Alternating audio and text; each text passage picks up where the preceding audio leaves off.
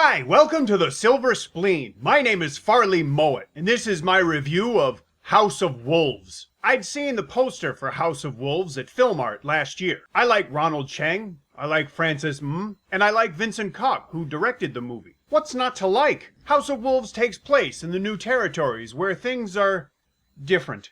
Francis plays Charlie, a scam artist who defrauds people using the most reprehensible means. He's assisted in this chicanery by his protege, played entertainingly by Baby John Choi. Ronald Cheng plays Bing, a village chief with a lot of money, an utter dearth of moral fiber, and a very interesting mother, played with typical watchability by Candice Yu. Bing and Charlie are friends, but when a pretty young woman, played by Maggie Jiang, shows up in the village, the two men become bitter rivals for her affections.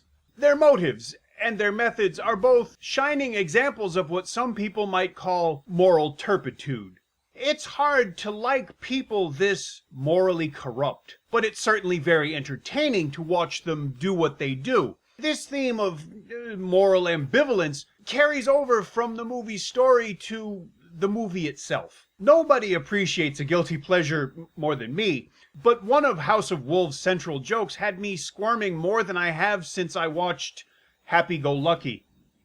On one level, it's understandable, because the cringes are necessary for us to be able to understand just how bad of a person Charlie is. But on the other hand, the extent to which those cringes go on and on and on is just wrong. Then again, you could say that about most of House of Wolves, and oddly enough, it's one of my favorite things about the movie.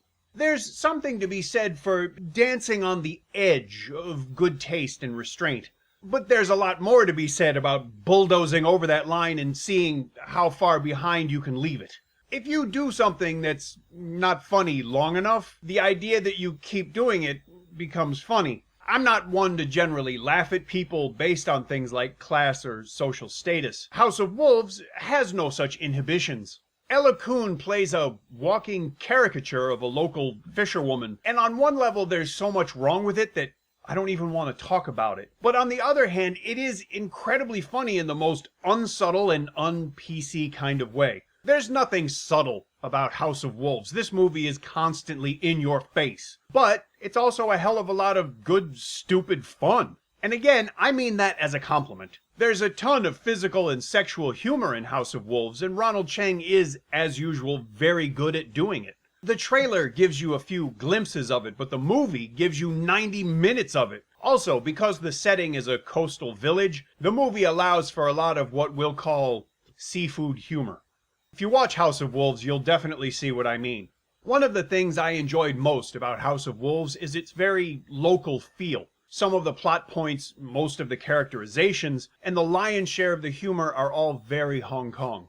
It was nice to see a movie this localized. Another nice thing about the movie is the large number of cameos. A whole lot of familiar faces appear, including Lam Si-chung, Tin Kai-man, Ken Lo, Terrence Choi, Derek Tang, Sam Lee and Cheng Tap-ming, and Josie Ho. Chrissy Chow even has a cameo as herself. Speaking of which, director Vincent Koch appears in a small role as a doctor, and then later in the movie as himself. I told you it was a different kind of movie.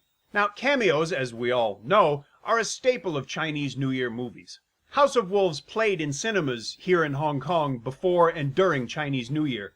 It's not a typical holiday movie, but that said, I think House of Wolves still works as a Chinese New Year film, because it's silly, disposable, and really not meant to be thought about. And I don't mean any of that in a negative way. I enjoyed House of Wolves immensely, and precisely because of those things. House of Wolves was entertaining, it made me and everyone else in the cinema laugh, and I'm definitely going to buy this movie on DVD. I enjoyed House of Wolves even more than I expected to, and it was an awful lot of fun, and I can definitely recommend that you watch it. If you get a chance to see it in the cinema, go ahead and do that. Otherwise, wait till you can buy a disc. Don't steal it and don't watch it online. When the movie does become available for home purchase, I'll update the description with a link where you could buy it. If you enjoyed my review, please tell me. If you didn't enjoy it, tell me. If you enjoy the channel, please subscribe.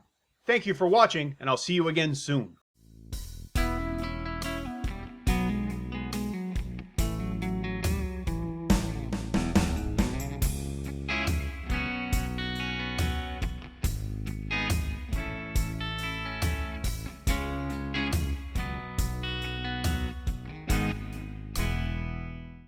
The relevance of that statement will be clear off.